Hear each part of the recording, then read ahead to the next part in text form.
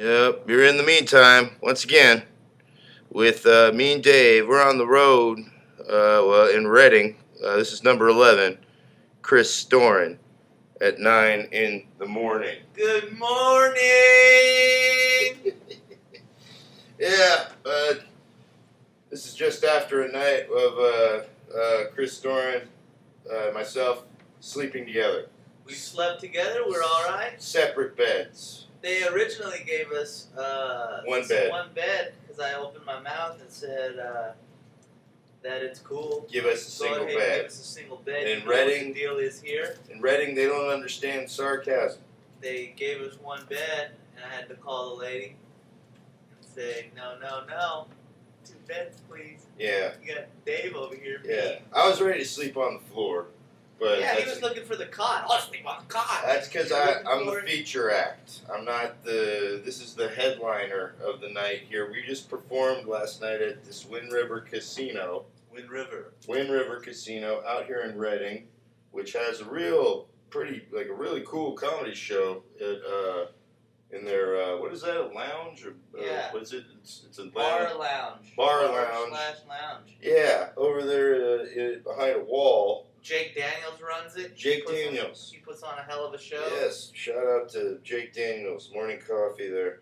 Morning coffee. And so we performed. I learned something that if you're going to tell jokes to probably an older white crowd, probably best not to end with a joke that is satirizing the exploitation of a kid with leukemia.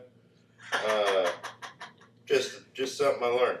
Come on, man, that kid, he's alright. That kid, man. You can't be dissing the bad kid to the. They just got a little confused. They got a little. He's just a little boy. A little confused. And but other than that, my featuring set went cool. And then this guy did an hour. Well, 54 minutes. 54 minutes. Under an hour. 54 minutes. He ended it promptly at 9:30 though. Yeah, that's when we were supposed to. We just had to go to 9:30. And then we gambled a little bit. Chris here gambled with his own cash, $15, which then, you tell them, man. That was my limit. $15 was my limit. Yeah. I said, what am I going to do with this money? I'm not going to go to blackjack. I'm going to go to roulette.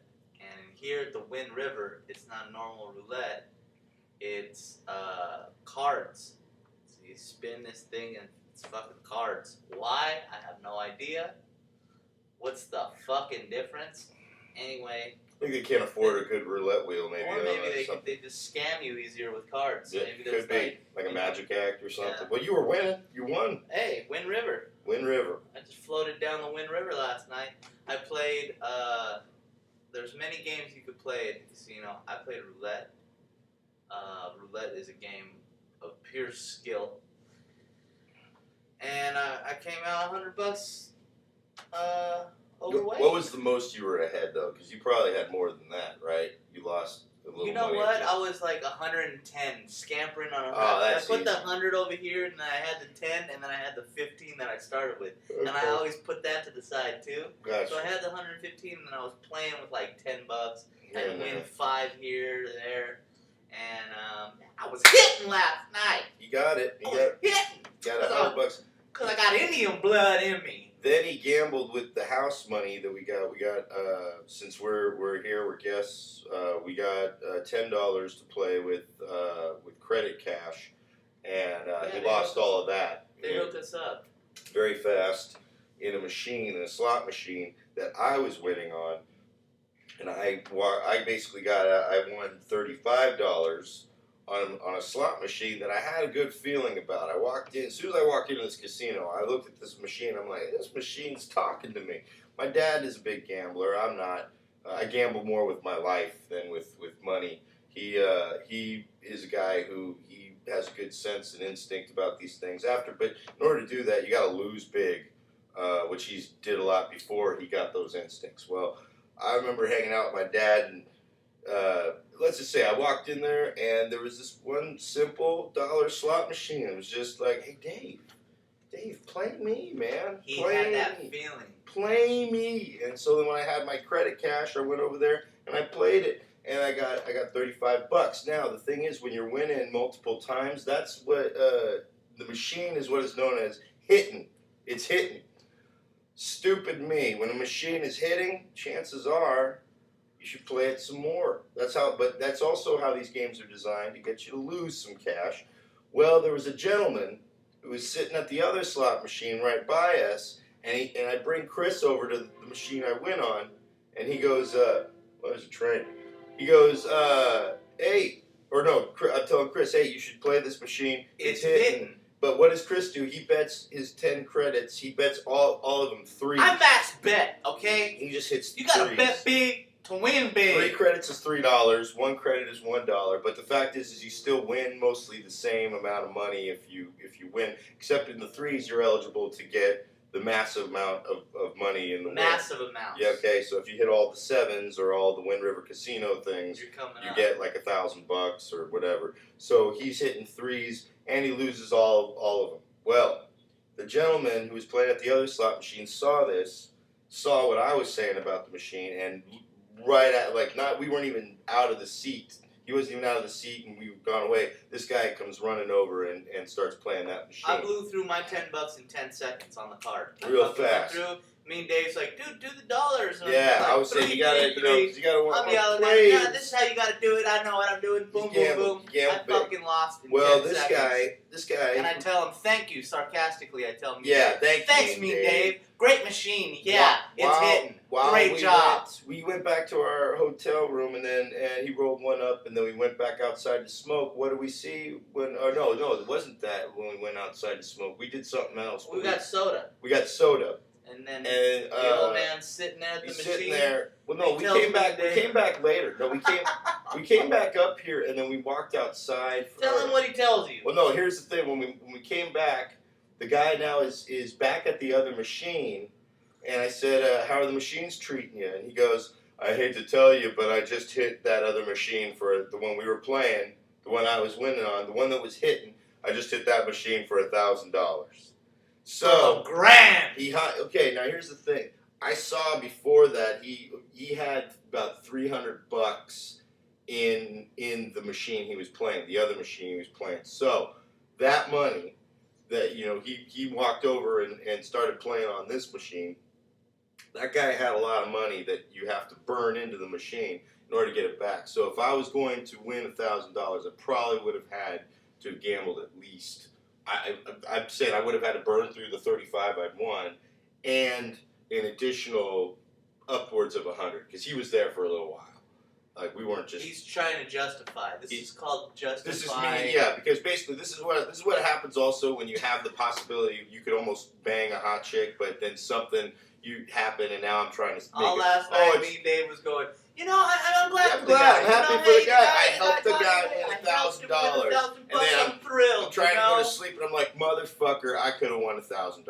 I saw him in the closet with a rope tied around Motherfucker. I was just jerking off. Oh. But no, but that it's just one of those things with where the ropes and everything. The attitude of an addict is always. But no, I really was happy for the dude. It's because if I got $1,000, I can't. I'm not an active drug addict anymore. I don't go to the strip clubs anymore. That would just be.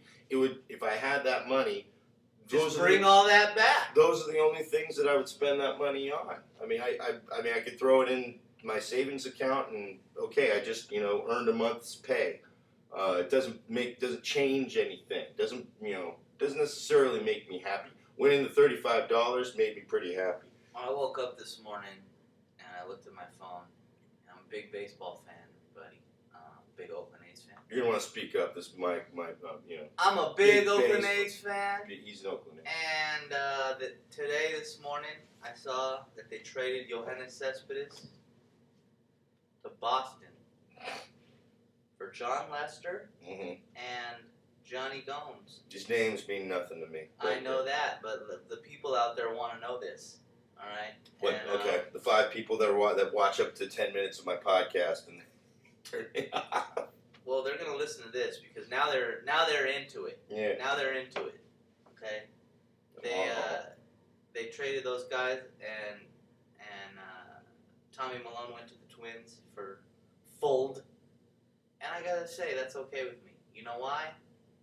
Because because the Oakland A's are going to win the World Series. You heard it here first on Mean Dave's Meanwhile. You're probably the only person that'll ever. In the meantime. In the meantime, with Mean Dave. I'm going to get it right here. This is on stationery. This is on hotel stationery. That's what's cool. We got a room here. They got an Indian burial ground out there. It's at the. That's the thing. There's an Indian burial ground, but it's at the end of the parking lot. It's right? at the end of the parking lot. It's putting small. green. It looks like a putting green. It's a putting green He surrounded said that by last night. a small little fence. It looks like I mean, that's the thing. Is if I were an Indian buried in that Indian burial ground, I'd be haunting the fuck out of this casino, trying to make people lose cash or lose their ass or whatever. But from what I understand, there are a lot. I was told by one of the patrons of the comedy show, a lot of crackheads here in Redding. We're in Redding, California. If you don't know where Redding is in California, basically look at California. There's an upper right corner of it where there's like nothing. That's Redding. Smack dab in the middle of nothing. In the middle of it's meth, not crack. It's meth. Both. Meth, both. crack. Whatever they can afford. But keep them coming out. That's all. You keep going. Basically, this is the way you pass through if you want to go into Oregon, on your way to Portland. Been through here a few times, but I mean, just to go to Oregon. I've only been to Redding once. One other time when my buddy was getting married in the Trinity Alps, and he was divorced a few years later. Which You brought up Mean Gene Burger, and people went nuts last night. Well, somebody did. One person did. No, Mean Gene Hamburgers. There used to be a Mean Gene's burger place. Mean Gene Okerlund from wrestling. You might recognize him as the guy who's always the bald guy who's always interviewing Randy Macho Man Savage or Hulk Hogan. He used to have a burger chain, and one of them was out here. There was also, I've also brought up the mullets. There was a dude with the mullet. There was a dude with a mullet, and his girlfriend got so excited she spilled dude's drink. She raised his hand, and his drink was in his hand, which then got all over some people around. It was a little commotion. There was. A little commotion. It was like, it was cool. You almost started a riot. I stirred shit up, all just because of the part, short on top, party in the back, but this guy's just trying to have a party in the back. Yeah, that's all he was doing, man. And he's got a party in the back. He's from Santa Cruz of all places. That was the funniest part to me. He looked like Joe Dirt. Yeah, he looked like he would, was trying to stay, like he was trying to represent Redding, and the man is from Santa Cruz, rocking a fresh mullet, and he didn't look like he was in his 50s or whatever. It's like he didn't have any gray hair. He probably could have been younger than me. I'm going to be 38. Could have been. He could have been, dude. And he was rocking the mullet like it was not going out of style. It was pretty impressive. Dude, that stuff, I mean, I can smell this stuff from across the bed over here. So, it's early. It's like 9. This is earlier than most comics usually. Yeah, we get up early out here. They don't fuck around, and neither do I. It's 9:28. I'm gonna go take, as Chris referred to it, a dip doodle in the pool. Because we got pool access. Yeah, yesterday he was like, I think I'm gonna go take a dip. I didn't get a chance to. It was hotter. It's hot as balls in this fucking place, man. It's 9 a.m. and it's fucking. It is already hot. Yeah, it's hot out there. Apparently, Arizona moved to Northern California. I didn't bring my swim trunks, or else I would be taking a dip doodle with them. I didn't even have swim trunks. I just got shorts that I know as soon as I'm out of the water will be instantly dry. Oh yeah, that's true. What's cool too, man? One of the things this is my normal, regular, what do you call it? Tradition here. In the meantime, my guest Chris Storin. Give the audience your life story in 200 words or less up to this point. Go ahead. Right. I was born in Oakland, California, by my mom, Flora. Great lady. Nice God rest her soul. Yeah. Nice name. Oh shit! I just got my weed all over. See, that's why I wanted to do two things at once. Multitasking. I can't do that. Yeah, my dad's from Oklahoma. He moved out here. When he was like 18, stationed at Moffett Field, Navy. Met my mom in Oakland. They boom boomed. Here I am. By boom boom, you mean sex, right? Yeah. No, there's like I think it's a blues term. And then what did I do? I was born at Highland Hospital in Oakland. It's a scary hospital. Grew up in the San Leandro area. San Leandro, California, pretty much all my life. and then I moved to East Oakland, lived there for 8 years, and now I'm back in East Oakland again. And yeah, I love comedy. I love the stage. I love theatre. I love the theater. Take a dip doodle in front of the audience. Taking dip doodles in front of the crowds. I was in plays and shit in high school, which What plays? I didn't think I'd be like doing. I did not know you did. Yeah, well, Yeah, I'm curious plays. now. I did The Breakfast Club. We did that as a play. Wow. We made it as a play. Well, John Hughes. So, Little John Hughes action. I played the nerd, but I played it like a real nerd. It was Yeah. real cartoony. Yeah. But people loved that stuff, and I got a lot of reaction from the crowd, Nice. and it made me want to keep trying stuff like that. Nice. And acting with people is great. Like you're up on there and you give them stuff to interact with, they give you stuff to work with. Mm-hmm. But then stand-up is one of those things where you have no one to interact with but the crowd. You're up there by yourself. And it's such a challenge, and I just loved it, man. I love failing, and I love doing well. I love both. Mm. And that's why I'm here doing what I'm doing. That's 200 words, right? That's close. Yeah, that's fine. Yeah, maybe 194. What would you have been doing? What if you, because you're doing comedy. You also you mentioned working at a dispensary right now, but not you only work like a couple days a week. So pretty much comedy is your main source of income and main focus. Which how long you been doing comedy? You were told me before. I started in February of 2003. So that's 2003 for you idiots. I've been doing stand-up for about 11 years. Count. I don't have no TV credits to my name. Really, I was on season 2 of Bill Bellamy's Who's Got Jokes. Oh, look at that, dude! Like 5 seconds. Yeah. They did a little clip. Yeah. And it was called it was like an honorable mentions clip. Oh, Jesus! And it said, "White boys who got jokes." Oh God, that show is horrible too. And it like did a little one of my jokes, and that was it. And I didn't even know I was on there. And I lived on top of a bar in East Oakland. Yeah. And people from the bar was like, "We tell you are who got jokes." And I was like, "No way, that wasn't me." And then they were doing my joke, and I was like, "Nope, that was me. Holy shit, you're not lying." They never contacted me or told me I was going to be on that shit. Sounds like television right there, man. Yeah, they didn't tell me none of that, man. I could have used a DVD, Bill Bellamy. I smell a lawsuit. All right, you're damn right. Those 5 seconds, that's TV One's 5 seconds. Bellamy's got that MTV cash. Yeah. So the but no TV credits, nothing like that. Not yet. Pushing along, man. I'm doing the best I can. You've worked with mention some of the names because you've opened. First time I saw Chris Storin was actually he was opening for Dave Chappelle at the New Parish in 2011. So he's got a chance to work with some pretty big names. I've got great opportunities in so mention some of the names you've worked with. I worked Dave Chappelle, Paul Rodriguez. Oh, that's dope. I've worked with Eddie Griffin. A lot of beasts. Pablo Francisco, David Tell. So these are no slouches. Paul Mooney. I got to work with the legendary Paul Mooney. Paul Mooney. Was he mean to you?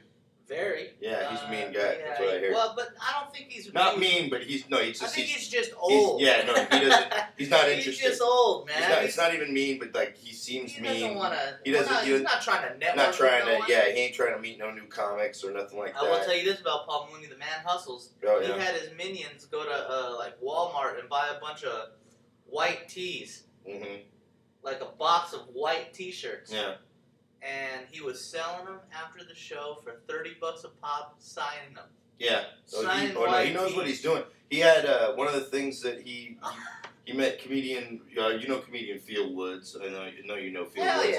Yeah. He opens for Paul a lot because at one point Paul smelled some of what you got right there. Smelled some herb on Phil and said, "Hey brother, you got any weed or that weed or whatever?" He goes, "Oh yeah," and he hooked him up with some weed free, and I think, and he ended up having him do more time or whatever. But it was just one of these exchanges. Good job, Phil Woods. Nothing to do with his comedy. It had everything to do with the fact that he was in the right place at the right time with Smurr. But Phil's a very funny cat, so that worked out. Oh yeah, Phil is. I watched Phil Woods early when he was brand new. We started on the same day. He did my house show, man. Yeah, he did my house show, and he was like, "Come on, please let me do your house show." Yeah, he's a hustling guy. Yeah. I didn't know him for anything, and I was like, Yeah. "All right, you're going first." He fucking opened up that show so well. Yeah, I've seen him do. There was a funny thing. We performed to 7 people at the MLK Cafe in Oakland. 5 of the people were there specifically to see him and were from East Oakland. Yeah. Okay, so there's I noticed this because he's from East Oakland, but he knows how he has the gift of gab for talking to white folks. He has the gift of gab for talking to people where he's from. Let's just say when Phil Woods is, I'm gonna keep it 100. Okay, let's put it that way. Oh shit. He started sounding a little more street. I didn't understand some of the things he was saying, and he was only getting a guest set. But Phil doesn't. This was also a place where they didn't really light you. You kind of did how long you felt. Phil is a stage hawk. Okay, he will even admit it. You light him, that's just a time. He's got another 5 minutes, even if it's a minute light. Okay, he's still gonna do this. I've seen it. He's done it at my shows, and he ends up opening with 7 people. His table, he's ripping it with. The 2 ladies from Santa Cruz, who we met later, are scared shitless. A little scared. I will say a little scared. But they were laughing at times. But I was watching them, though. They were a little intimidated. And because I think they, too, got a little confused with some of the specific slang. But and then afterwards I said, that's funny. I know Phil Woods. I've been watching him do comedy for a while. And that's not how he talks to me or white folks. I don't know what's going on, and I was getting some laughs there. I got some laughs at his expense, and then after that I proceeded to not do the best in front of his 5-person audience, but I was getting the other ladies laughing. But they liked me better than the headliner, which was funny to hear, because during the headliner they're like, bring back the other motherfucker, he was funny. Yeah. So that was good to hear. But Phil, he did like 20 minutes. With a feature set that basically I'm like, wow, you pretty much open headlining. So and I've experienced that before, where it wasn't like, I would have done just as poorly before him as after him. It was just, he basically came and rocked the shit with his and to his credit, those 5 people still tried to stick it out through the headliner, who did an hour. About 15 minutes of it was worth funny. The rest of it was just him talking for another hour, but he was so happy he did an hour. There was no one left in the audience except for one guy. You know what though, man? I'll say, when you have those opportunities, like I don't. That's what he did. That's exactly what he did. Do a full hour all the time. Yeah. And last night I got the opportunity. He did an hour. And the room was full through the whole thing. 54. The room. I'm mad that I didn't do the full hour. But you did. But the room was full. The thing was, nobody really got up and was like, I've had enough of this comedy show. It's really, people were there to the very end. I did get lit. That's the thing. Like, I didn't want to get off stage and not get lit. Mm-hmm. You know what I mean? So Jeff did like. I saw him light you as soon as you were wrapping up. Like it was, yeah. But you really. Because I was checking the time to see how soon it was to 9:30, just in case I could go take a swim. I didn't want to take a swim during his set. I just had a little smoke of my cigar, but I wanted to watch Chris, because Chris, he's got a very short attention span, and he made the time to pay attention during my half-hour set. Hey, okay. You opted for a half hour. That's good. You know what? Let me say this too. I don't get the opportunity a lot to do an hour, so it's newer for me when I get those opportunities. Yeah. But I'm gonna make the best of them, and I got the time. If anybody asks me if I got an hour, I'm gonna say I got an hour. I mean, I could have done more shit. But I would have had to pull everything out of my art. The most time I've done was 45 minutes. I pace myself different. I just tell my story you take your a little differently. I just talk a little longer, have a little more fun. But I don't get that opportunity all the time. Yeah. But I learned a lot last night, and me and Dave doesn't get opportunity to do 30 minutes. Not all the time. I mean, I do. Yeah, not all the time. He gets the opportunity. Do a lot of 15, 20 minute sets. And even when you're headlining in the Bay, the little shows, you're doing 25 minutes. 20 at the most. Yeah, 20. Even headlining. Yeah. Yeah. So It It's was good. nice. And I work with Felipe Esparza. I tour with him, and he gives me 25 minutes. You know what I mean? So now it's that's time nice. to put those blocks together. It's nice to have that and weekend. to do a full, because one of the things with when you got like a full longer set, you can work with themes.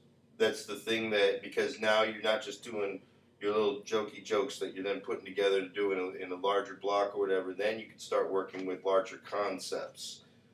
You can start having a group of jokes that are about one subject that then can take you through. And then of course there's callbacks, which people, you can do if you do a joke well in the beginning. You were mentioning a callback to you have a group of jokes, your Filipino jokes, that we noticed that they may not have such things as Filipinos here in Reading. Yeah, they weren't hitting here. Felipe! Yeah, Felipe told me, he was like, "Hey, fool." We were in Raleigh, North Carolina, and I wasn't doing the Filipino material at all. I was just staying away from it because I'm like, Raleigh, North Carolina, there's no Billy Bob Thorntons out here. Yeah, no. And, I don't play ping pong. So nobody plays ping pong in Raleigh, North Carolina. And it's his joke. so what had happened was they weren't really responding to it like they do in the Bay Area. They weren't responding to it like that. They were like, okay, what are these? What are these? The Billy Bob Thornton, he's a good actor. So I have that joke is probably I do play ping pong. About, if I drag it out, about 7 to 10 minutes long.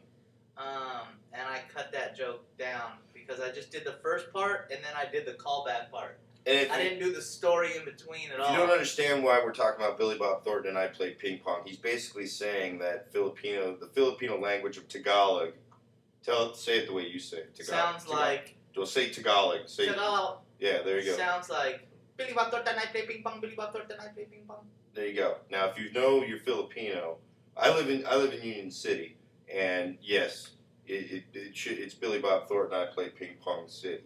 My stepdad's got to see you because my stepdad, he's not a prejudiced man, not racist, but let's just say he's had his fill of Filipinos. He's had his Filipinos, and any chance he gets to find some way of being like, God, I just know his blood boils at it's mainly Filipino women that are being rude that really gets his goat. Yeah, where did he work? Huh? He worked for AT&T and stuff, but I'm talking about, he had business in Daly City, and we live in Union City, which basically are like the two brother and sister cities of Filipino Filipinos. Women run the shit. Yeah, they're the men. They kill it. Yeah, I don't know how Manny Pacquiao got into boxing. He's probably not only are they the men, but they're the men that can cook too. They do it. Oh yeah, they do a lot of cooking. They do it all. Do a lot of cooking. They do it all, man. Also, I was gonna mention when we were talking yesterday. One of the things that came up with Chris that I was trying to illustrate how happy I was for this gentleman who won $1,000 because I'm in my NA program. Okay, that's Narcotics Anonymous for those of you who don't explore recovery programs. I think NA is great, and I while holding a joint. I give you a lot of props for that. Thank you. But here's the thing. I've had to learn the hard way of my compulsions and my whatever. But one of the things, and I was sincere when I found out, because normally if you get told that you're gambling, and if you would have stayed gambling, that you would have won this thing. What's the first thing most people say? Oh shit, I could have won that. That could have been me. And I was actually happy that here, because the fact is I'm not a gambler. All right, my dad was a gambler. He lost a lot of money. I gamble with my life. That's what this whole decision doesn't get you going. No, not really. And if anything, the fact that I came out ahead with $35 and I cut myself off was because I was sitting there looking at the machine like, should I play this? I mean, it's found money. It's not money that I can't. I got paid to do my feature set. Get the money out. And I'm like, you know what? I'm just gonna walk out with this money. Now, once this guy played it, once this guy started doing that, and he won with it, I was telling Chris, I said, here's the thing. If I would have won that money, not only did that mean that it rewarded me for going to an area of my brain that's compulsive, that is pretty much the same as using drugs or using women or just using. Because now I'm feeding cash into this machine in the hopes of getting something out of it.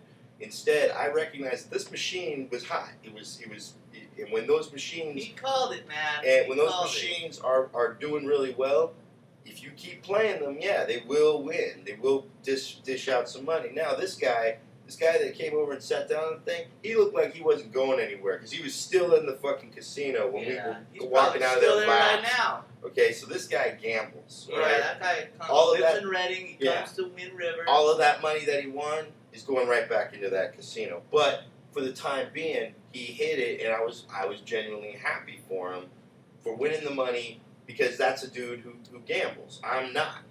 And that to me is also that's part. Not really. No, I mean now I'm still justifying it, but no. I'm telling you, my initial response was happiness. You saw. You don't have the itch like me. Like no, okay, but I woke up this morning like, oh, let's go down there. Let's go down there. Yeah. I'm not gonna. But and that's why I'm saying it's like I'm talking to the audience about it right now. But really, I was able. Once I got past the initial, because I had to walk through it the same way that I walked through, I'm going to, I really would love to smoke this joint over here. No. And I don't mean not your penis. I mean like he's got his weed over here. If I really wanted to smoke weed, I would. But the fact that I don't, if I were to, I was telling him last night, I got a lot of responsibilities now. I do what they call service in my program, which means a lot to me because there's a lot of people that we rely on each other to help each other in this program, and it's actually kept me clean. You disappoint all those people. I disappoint everybody, not just myself, I'm still part of the group, but I have responsibilities that then get reset back to zero. And I'm talking about I've already met people with years clean who relapse. I mean, a lot of them are, harder drug users. I talked to my buddy's dad. He's a drug, counselor. A drug counselor. Yeah. And he was on drugs, and he hadn't touched or alcohol, and he hasn't touched it for 50 years. And did he take a drink? Well, no, he just got told he got cancer. So. Wow. Yeah. So his son is into medical marijuana. He said, "Dad, I know you're not into it, but." No, it's different. He's about 70-some when years you're old sick, now. When you're sick, I still stand by medical marijuana is medicine. Yeah, it is medicine. I mean, to get the guy to eat, It's not only I tried to get my mom to do that when she was sick. I tried to get her to eat, and she was like, "No, mijo, I don't like it. I don't like to smoke." And then after she dies, all my cousins were like, "We smoked with Auntie Flora hell of times." She just wouldn't smoke with me. She didn't want to smoke with me, Yeah, that's what it is. That's a little hurt. It's a little hurt. Yeah, but that's okay though. I'm the youngest. I'm the baby. Marijuana helped medical marijuana with my mom. She had a sciatic nerve condition in her back that was pretty much crippling her for a minute. And I was like, "Mom, you want me to get you some? I hate suggesting this. I know you don't want to use marijuana, but if you want, I can get you an edible." If you think it'll help with the pain. And I love my mom. She's so smart. She goes, well, do you think that they make a topical cream for your skin? I'm like, you know what? I'm an idiot. I'll bet they do. They do. Sure enough, and luckily I went to the one that made the strongest one, and I got this topical thing that you put on the skin, and it completely helped. A lot of old Mexican women use it as a remedies and stuff. Like Paul Rodriguez's mom Paul Rodriguez told me that his mom would take the stems and the leaves and put it in alcohol and soak it in alcohol for whatever amount of days, and then use that alcohol on her skin. And it works. It helps. It has healing properties. All of it. I mean, it helps in dealing with certain cancers. It helps. I mean, it basically is just. It's a wonder plant that obviously our corporate industry is makes a lot of money off of feeding us sickness to keep us sick, not to get us better. So, but my buddy's dad that got diagnosed, he suggested medical marijuana, and he's a drug counselor, been sober 50 years. Yeah. He said, "No, I don't want to do it because it might get me to want to drink and this and that." And he's like, "You've been sober 50 years. You're not gonna drink, Dad." Yeah. And he's all, check yourself, because Yeah. I'm more at risk than anybody right now. Yeah, yeah. He's like, and that I He's never. on the verge of death. I and never heard anything like that before. He's it- more at risk after 50 years of sobriety. He's more at that's risk. that's what you learn is really Yeah. that you're never cured. You would think it's the opposite. You would Yeah. think, oh, you got this, but that's the wrong way to think. I'm curious because that's the thing too is I have a lot of friends who they use marijuana recreationally, but as medical marijuana. And one of my friends, when he found out Dirty Mike, I can name him Dirty Mike because he ain't part of the program. I tell him, I'm like, anytime I see him, he's like, "Now, Mean Dave, man, are you still on your break?" And I'm like, "Dude, it's not a break. I'm really serious about it. I'm like, this is actually working. I'm pretty much trying to do this for the long haul." And he goes, "All right, man. Well, whatever, man. But yeah, I'm just letting you know, man. It ain't, this ain't no drug. It's medicine and whatever." I'm like, "Dude, I know. Why do you get so defensive about it every time?" And he's like, "Oh, because you're smoking your cigars and you're drinking your coffee. That shit'll kill you quick before, this ain't going to kill you. This ain't going to whatever." And I said, "I know that, but let me talk to you." I'm like, what is it when people abuse medicine, okay? If people took medicine, heroin, that's medicine. Morphine, that's medicine. What do people do? They abuse it, okay? Have you ever done heroin? No. Luckily, I met one guy Have you ever done any kind of opiates? I have done, yeah. I did. I took, forget which one. Might have been morphine. I took some pill form of opiates. I've had morphine before in the hospital. Yeah. But I've had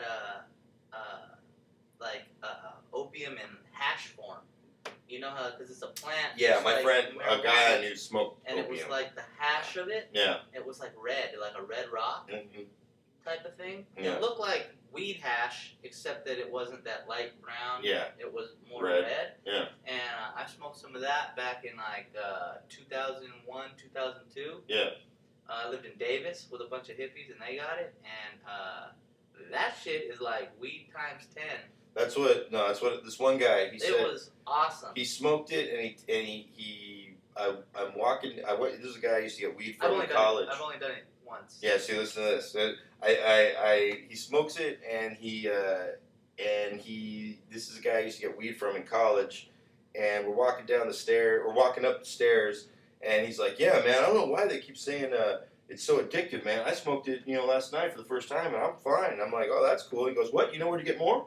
And I'm like, "No, I don't. I never have tried it." And I was like, "Yeah, it's not addictive at all. You just heard me.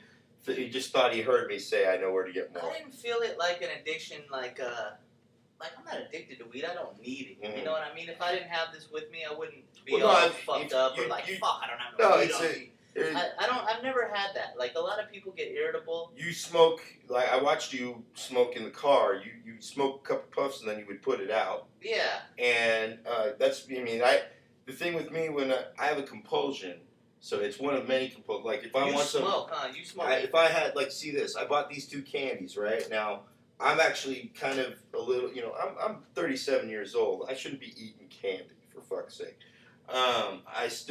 There's still times where I have to watch my indulgences. Yeah. Because if I want something, I would go and just go. As far as drugs go, though, no matter if it's weed, whatever, when you're in, you're all. Oh, I like going. Yeah, and it's mainly not like. I mean, that's the thing. I can pause and whatever, but it's the fact that. But you're torturing yourself when you do that. Yeah.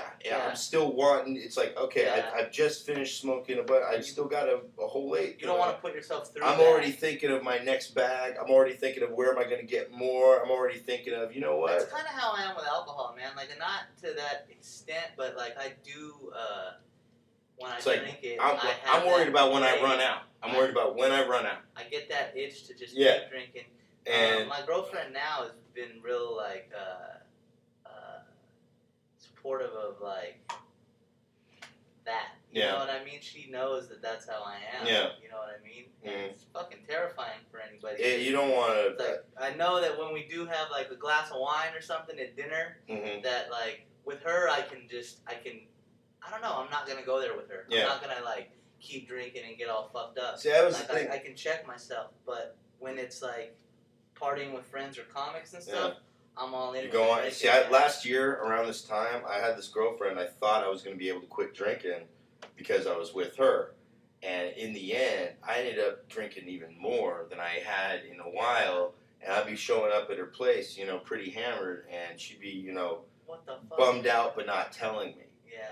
And she was really young, so there was a lot of that, and that led to a lot of other, basically it was funny because I realized, I just turned into my dad all of a sudden. Like my dad used to be this guy who he used to be, not anymore, but he was a guy who was very mentally abusive to people when he was drunk, and I realized, here I was, I was doing that to her and a lot of people, and not just, that's the thing, is when I quit alcohol, I was indulging a lot more in psychedelics and anything that just wasn't what I deemed hard drugs.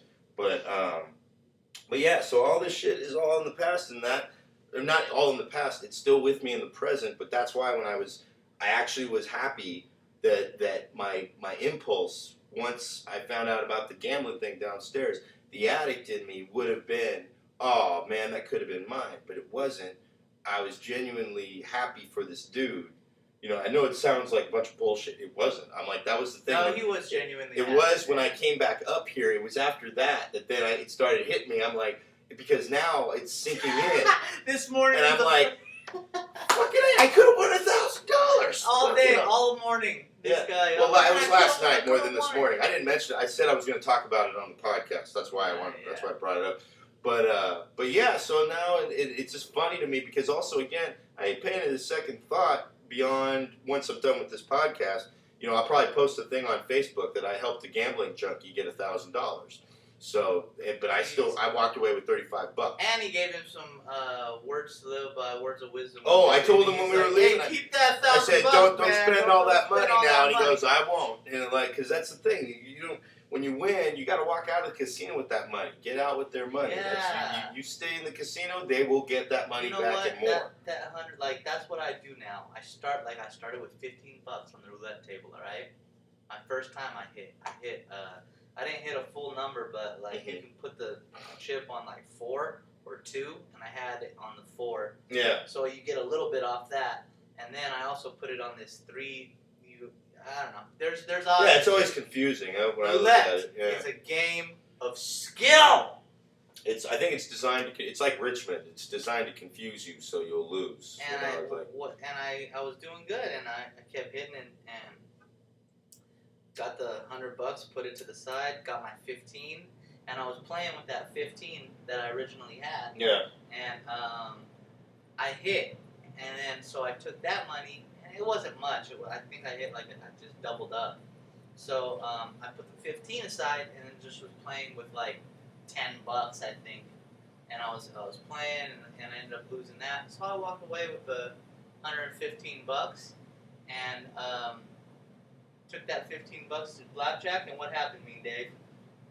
He lost it in 3 hands. Faster than the slot machine. And the dude, he was making the dealer laugh because he's trying to chat up the this dealer. Looked like he was a dick too. He was all business. He was a well, dick. Blackjack dealer. I called him a dick too, and I turned it on you. Yeah, I called the dealer a dick, and I was like, "Oh, I was talking to him." Oh, dude, he was. Remember that? I didn't hear that, but I did hear he was. You had him kind of like. I was like, I want to lose his $15 as fast and as they I can. and the dealer said, he goes, hey, you said you were trying to give the money back. Yeah, I was trying to give this $15 back to you, and so I put the 5 down. I lose that. He's trying to chat him up. The dealer. The second hand, I put the 5 down. He fucking throws down an ace. Insurance, hella mean. Yeah, insurance. And I was like, no, I don't want insurance. Just fucking do the thing. Sure enough, he gets to 21. I'm all, you dick! Oh, I was talking to him. Yeah, that's right. Yeah. And then insurance. What is insurance? I forget. It's like you can put money down to if he gets the 21. If he gets the blackjack, yeah. you don't lose your money. That's fucking lame. Insurance. But if he doesn't get the blackjack, then you don't get that back. Yeah, that's oh god. Gambling's horrible. It is. It's a rigged game. It's a rigged game. That's why I got my $35 up. Okay. Again, if I would have won that $1,000, I would have been like, you know what? I'm onto something here. No. And the fact being, I was telling him that's I'm not trying to learn lessons from getting good at gambling. I'm like I'm basically all it would mean is that I've got a month's worth of pay. I'm still living at my folks' house, so it's like, oh, what am I going to move out a month earlier? I still got work to do. I've still got my job. I still got to sell my car. It just probably would have gone to my DUI fine that I still have $1,500 to pay off. So really, it's not, which would have been nice to get rid of $1,000 off that thing. That would have been beautiful. But I sell my car and that thing's taken care of. It's not, my car is like I'll probably get about $1,500 for my truck. What's up? Are you? You got a truck? I got a truck that I'm trying to sell. Yeah, well, I got a guy who's ready to buy it, so it's I'm not trying to sell it here. What in the meantime, what kind of truck you got? it's a Chevy S10 pickup, Chevrolet. It's pretty good. It's a nice one, but it had an accident. This is the only thing that could happen to fucking me. I had a AAA driver sloppily hook it up to his truck to drive it literally about 5 blocks away from my apartment after it got stuck in San Francisco. And I remember that tow truck driver who drove it all the way back to my house or my apartment. He was telling me all of the ins and outs of tow truck driver. This guy, you would have thought he was on meth, but he could have been too. But he knew his job inside and out. He locked every single lock, every precaution, and was explaining it to me the whole way. Why, I had no idea until I saw this other guy, a young dude, who came to rig my truck up and did a half-assed job rigging my truck up just to go, because he knew he was just taking it to the station, to the repair shop down the street. Only I took him the back roads. I didn't take him on El Camino.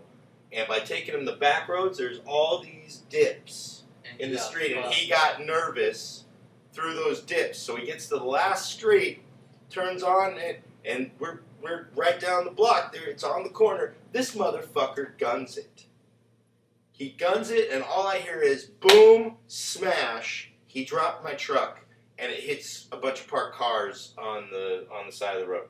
So that's on them, though, right? Yeah. Oh, it was on them. But here was the funniest part. My truck, since it was going backwards, it basically dropped, and then the rear left corner of the truck hit the one parked car, and then that one crashed into two other. Chevy S10. So it didn't. No, not at all. Actually, my truck was completely drivable after it happened. Yeah. And once it got repaired, it was completely drivable. Had basically even the tailgate, the whatchamacallit, the trailer thing still worked. It just dip doodle. It basically just bent the rear bumper, and there's clearly some frame. They're after driving it for a while, one of the tires wears out quicker, so there's some frame damage.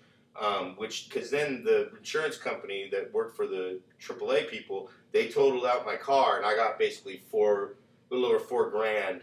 And but I had to then pay and do the whole salvage process the next year when I registered my truck. Yep. So and that was I didn't know about that process until it was too late. SR22 in right now? No, I'm not even driving. Oh, you can't. No, you don't. Once you do drive, are you gonna have to get an SR22? I don't think so, because I think that's only for like a year. How long are you suspended? I'm not. Well, here's the thing: is I could get my license back if I wanted to pay all that shit again, but I'm not. I'm waiting until a year from now, because basically, if I wanted to drive right now, I'd have to get a breathalyzer installed in my truck. Oh, it's all that for the first 18 months. Now, the DMV says that I would only have to have it through October, but my probation in Alameda County says I'd have to have it for the first 18 months. So I'm like, I'm not driving for 18 months minimum. Yeah. So I was like, you know what? I'm getting around. I've got a lot of friends in the comedy community I've been getting rides with, and I've been getting to work. I'm okay. I'll be okay without a car. And I not want. Funniest thing, when I was a kid, I didn't want a car. I knew it was just going to add responsibility, all this shit. So now this was like a chance to like kind of be free of that. Yes, I'm taking a lot of public transportation. Well, the Bay Area public transportation is the shit. I'm humbling myself with a lot of getting a lot of rides with. I have a rule, like when it comes to comedy, I only get rides from people who I believe in, as far as their grind or they're funny, and that they respect me, and that's been working.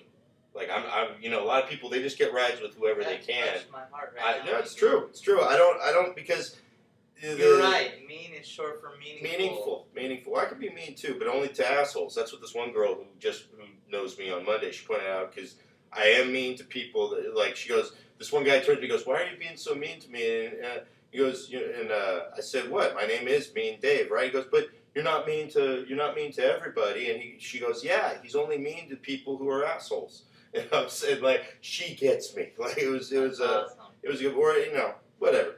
But I feel like I'm a superhero. I try to turn that asshole on the asshole. It's like Batman. Okay, he's committing crimes of vigilanteism Take this asshole. against the other ones. So anyway, but you know what? We've actually almost done an hour. We won't, shit. maybe we'll do a little. We might do 54 minutes. Yeah, let's do 54 minutes. That's in homage to your set last night. That's about right. Here, let me check. Let's check the time here. We're looking at pictures of space. Thanks to my my little 50 minutes. We got another three and a half minutes to do if we want to get to 54. Let's hit the 54. Hit the 54. All right. Well, let's do a little crowd work. See how we're going. In conclusion, here again, Wind River Casino, good spot. If you Jake Daniels is the man. Congratulations on your. He's getting the headline in Vegas. Yeah, he's headlining what? You probably won't even see this because Hard Rock, right? You'd have to make it to the end of the podcast to see this. But yeah, he's headlining the Hard Rock Casino. That's a little dig at him because he was telling a lot of you have said that you watched these, but you didn't watch the whole thing. Well, this is a little treat. Again, I know. If you make it to the whole thing, to any of you who only watched the first 10 minutes, fuck you. Oh man, that's me saying you fuck got you it. right Not necessarily. I'm talking to the people, to the audience. Okay, like you're a guest right now. I'm treating you with genuine respect here. But if you're just an audience member, I'm looking at you, Brendan Lynch. I'm looking at you, Ashton Tate. Hi, Brendan. Looking at you, who else were the ones that said they watched these fucking things? I forget. But if you're only watching, fact is, you can listen to these too. So the people that do check out the whole things, I'm looking at Iris Benson. Thank you. Who else watched the whole thing that told me about it?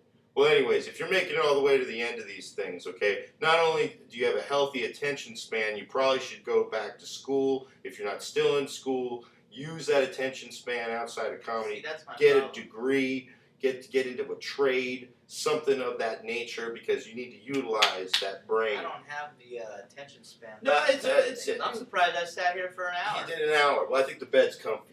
It is comfy. Wind River beds. Again, we got the twin beds here. Again, shout out to the staff at Wind River Casino. They're going to have the two of the people, the audio-visual guy and one of the girls at the front counter.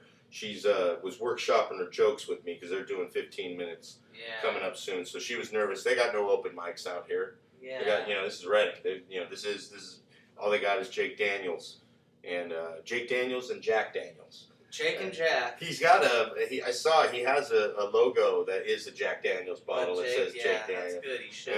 Yeah, But he's a great dude. He's a great booker. Comics, if you're out there trying he looks like my friend Justin Ronier that I used to work with. Trying to come out here, hit up Jake Daniels. He's a good guy to know, and but he needs to be referred. He needs to have a referral. Like you better know some people that know him. Yeah, man. I'll vouch for you if you ask me, but if I don't know you or then fuck you. If I don't think you're ready, and I'm sorry, you might fucking say fuck you, Chris, because I don't think you're ready. I've gotten that from a lot of comics. Yeah, Brandon Garner. I've told him hey, that dude lives in front of my house. There was a guy, Brandon Garner. He don't watch these things, and if he does, he lives in front. I live with that dude. Oh, that's right. You live in the Frick House. You know Brandon Garner. Even better. Well, he might even watch this then. But no, one of the things that's actually cool about him, then I'll give him a compliment. Before you trash him. No, I wasn't about to trash him. I was actually going to point this out because you were mentioning the "if I don't think you're ready" thing. Yeah. He's a dude who, when I used to enjoy watching him bomb because he actually had a pretty good attitude under really bombing circumstances. Yeah. And then as I got to meet him as his first year progressed, there was an arrogance that kind of seeped into the guy. I don't know from where. It happens with some of the newer people. And I remember hanging out with them at a mic that's one of my favorite mics, but it's because it's a tougher one. And there were these two girls that were like our audience. They were attractive girls too, and they were really cool. They liked the show. They liked what I did. And Brandon was still hanging around too. And I was like, man, I really wish Brandon would take the fuck off because these girls are kind of warming up to me, but I don't want to push that. And it's like anytime that I'm saying it's like, trying to encourage that, he's just like following. I'm just like, this guy's really fucking annoying.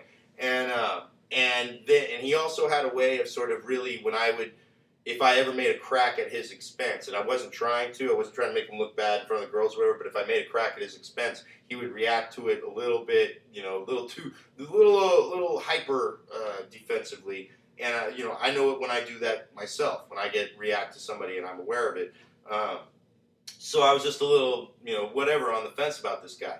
And it wasn't until the way he said something to me, like in a very judgmental tone about, oh, you had a good set. You had a good, and I fucking hated. I'm like, no one asked you, buddy. No one asked you if I had a good set or not, and least of all, I'm not going to be whatever. And I remember that's me, my ultra defense.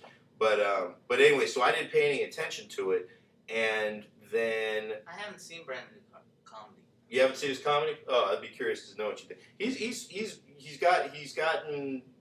gotten better in being on stage when things aren't going his way, which I used to watch a lot. Yeah. But also there was a point at which then he got into the arrogant zone where, oh, you're not getting my material. It must be something wrong with you, kind of thing.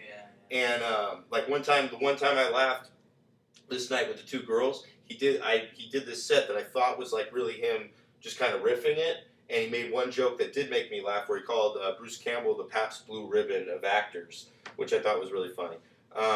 But when I saw him the second time, because that's the thing, these girls showed up later, so we did our sets again just for these two girls. And I watched him, and he did the same fucking set that earlier. I'm like, oh, that was his act. I thought he was just fucking around. I'm like, really? You committed that shit to memory? Fuck. And so I'm laughing more at the fact that he had this horrible act. And but he does have a presence that if he does find the jokes that work for him and work for an audience, yeah, he'd be very funny. And you know what? And telling people that they're not ready and that it fucking people hate. Oh, they hate it. I've told them this guy. I got it told to me, but you know what? I'll be honest, man. I didn't hate it, dude. It just made me hungry to work. Do harder. Yeah, made you work harder. It made me hungry to work. When I watched his hour last night after doing my half hour, I'm just like, dude, I got work to do. And actually, some jokes already. I haven't been inspired to write any jokes in a while. Dude, I woke up this morning after watching like a little bit of TV, like drifting in and out of your snoring. Yeah. He was asking me, he goes, hey, I wasn't snoring too bad last night, was I? Storin. He's snoring. He's a light snorer. It's mostly light. It's not like wall. Hear that, babe? Yeah. Huh? It wasn't wall rattling. I could sleep through it. I did wake up a couple times, but that was because I had a dream. I was hanging out with a dude whose name I couldn't remember in my dream, and I woke up and I rememred his name, Raul Ibera. I'm finding that motherfucker on Facebook today.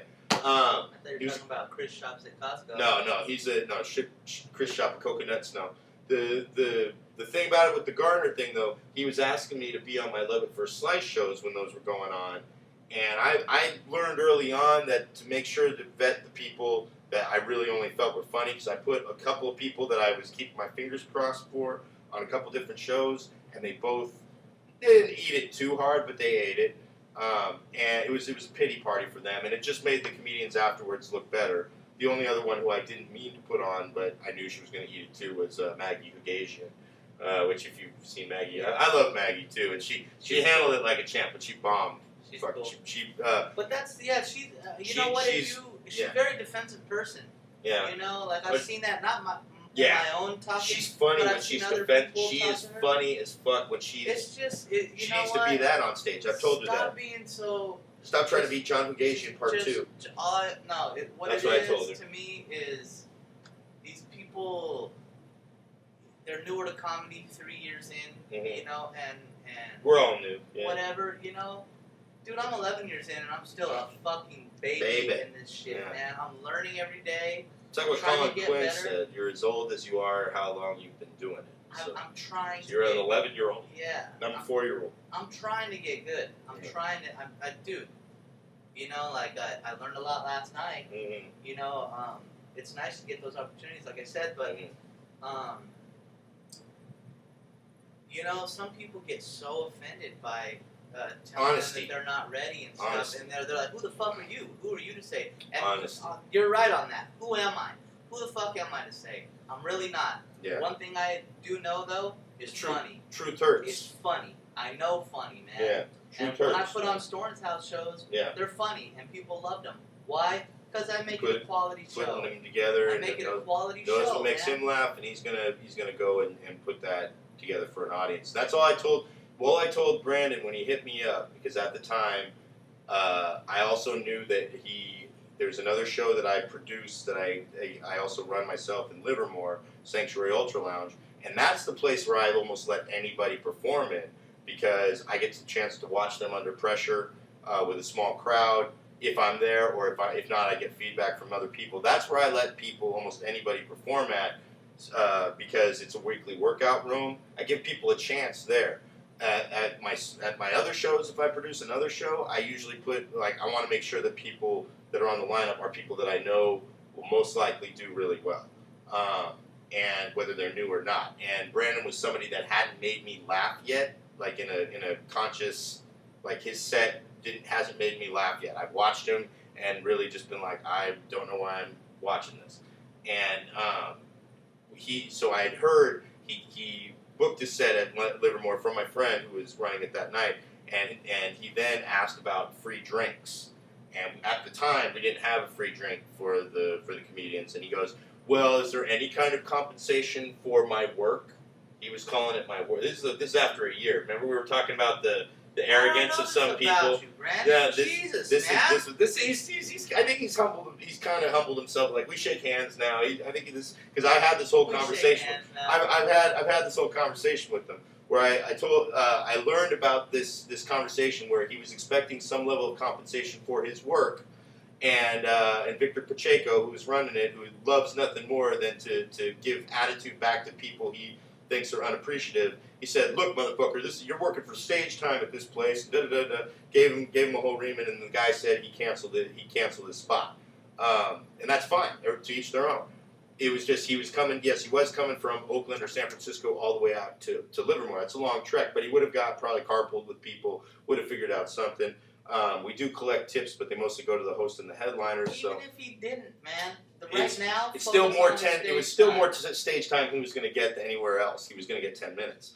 But so then he hits me up out of nowhere to be like, it was funny. I heard the report back from Victor Pacheco, and like almost like not a few, either it was at the same time or maybe a day later, I get a message from Brandon Gardner on Facebook.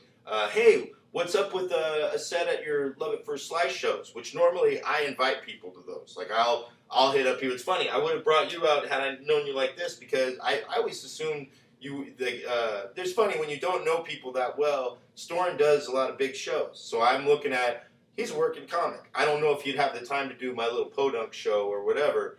I do all the podunks. So now I know that about him. So he's now, believe me, Storin's in my rotation.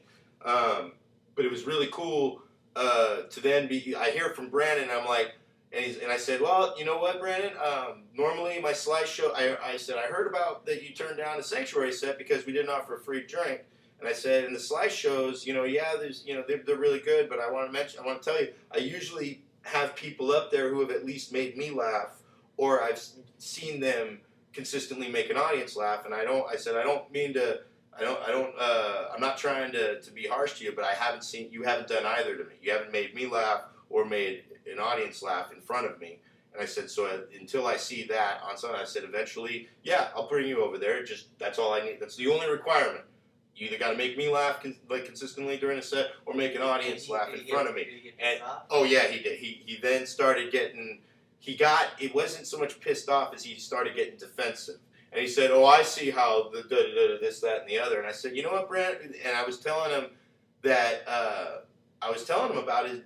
I've been sensing some arrogance from him. And he's like, what arrogance are you talking about? And I mentioned a conversation that we had. David gets into it with everybody. Oh, no, I don't get into it. It's just the fact that he's given me a window of opportunity to really express how I really feel. Yeah. Because if somebody's going to start coming at me and start telling me my business, he's hitting me up about my fucking show. You know what? I can say no. You said the truth. And I told him, and then once he opened the door about how he thought things were, I'm like, no, let me tell you how things are with you, Brandon Gardner. And that's exactly what I did. Jesus. I did, and by the end of it, he had a little snide remark at the end. I said, "That's the Brandon Gardner I'm talking about. That's the reason why you ain't gonna be at my fucking show." Well, man, I'll say this, like. But he's a nice guy. He's not a bad dude. Like, again, we shake hands, we exchange pleasantries. I mean, they live in the front house. I live in the back. I have my own little thing. It's peace and quiet. Yeah, peace and nice. quiet. That's good with comedy. But we do hear Brandon laughing though. He laughs at everything. That dude's laugh is. Oh, dude, he laughs. And he's one of those. Hell loud. And he's one of these guys that laughs at. He laughs at the shit like, really? No, are you trying hard to laugh just to make somebody feel good? Yeah, no, he's a good dude. I think he means well. I think he's just newer and learning he is like anyone newer, else. and but he's a fan. He's definitely a fan of comedy. But I just think that if you are newer out there, just take your time and work hard and just be patient. Comedy is the shut ultimate. the fuck up and It's truthful. You get the truth right there. Yes, it's the truth that you just fucking bombed. Yeah. You're experiencing I've that had right now. everybody remind me So walk of all off my stage bombs, and be the first one to know it, or the second one to know it. Yeah. You know what I mean? Don't be walking off stage saying I killed. The audience knows you bombed. You know you bombed. The crickets know you bombed. Don't leave and fucking be like, oh, that wasn't so bad. Yeah, I fucking rocked it. Be truthful. Be honest. I killed learn that from silence. it. And if someone says something like that, don't be offended, because you know what? That's roll the with truth. it, move on. It's what you've shown so far. It's what you've proven to be. I had a text heckler tell me that that I needed to quit comedy and was harassing me on my phone. I ended up chiming back and having a back and forth with this dude. And he turned it into a bit on my show. Shut this motherfucker down. I put his number on Facebook, had all kinds of people. Just it turned into some fun. But you gotta have fun. Look, with your. Last night was fun. Me and Dave did a great job. Did the fucking what's it called work? No, the back kid did with that. No, and it was the last. That was your closer. That was. You know what I mean? Well, it's not technically my. I closed with it before. It shouldn't have been a closer in a half-hour set. I should have ended with probably my serial killer joke or something else. But I haven't had a chance to do a half hour a lot of time, and I was doing mostly my jokes. And really, again, I missed an opportunity. There's like some kind of glass thing with a door behind me, and I totally forgot. I said, that looks like a penalty box for when jokes don't work. Okay. And I'll do that next time. And you know maybe I'll come back with the Bat Kid joke even stronger for next time. And then be ready to go to the penalty ready box. To go to the, I'm like, I'm going into the penalty box. Start off my set. One thing I like about me and Dave is that you do, you're honest. You're like, oh, that didn't go. Oh, this went. That didn't go. That's I walked the right off. attitude. That was the first thing I said right after that. I probably should have gone with the Bat Kid joke at the end. And this shit, that's the honesty and truth shall set you free, man. Shall set you free. And with that, doesn't it feel better? Yes, I feel much better. And with that, I think we should wrap this up because I'm going to go jump in the fucking pool. Are you? We did an hour. We did over an hour. So, you've been in the meantime. This is Chris Storin. I want to thank my guest here, buddy. Thanks a lot again for the opportunity to be in here. And we will be back with another episode. Hopefully the next one will be Corey Gibson. But until then, there you go. Look at the photobomb.